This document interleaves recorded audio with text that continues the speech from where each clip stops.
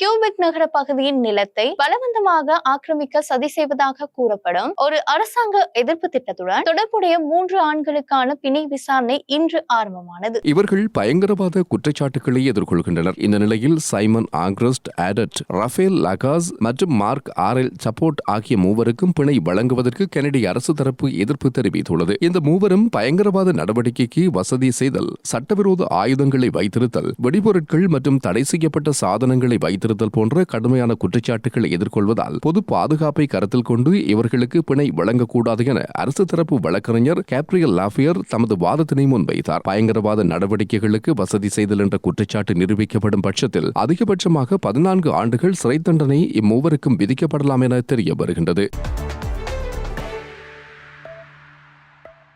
Company தெரு police பிரிவில் பணியாற்றும் சப் இன்ஸ்பெக்டர் கோட்டை நீதிமன்ற வளாகத்திற்கு அருகில் லஞ்ச ஒழிப்பு ஆணைக்குழு அதிகாரிகளால் கைது செய்யப்பட்டுள்ளார். குறித்த அதிகாரி 1 லட்சம் ரூபாவை லஞ்சமாக பெற்ற போதே கைது செய்யப்பட்டுள்ளார்.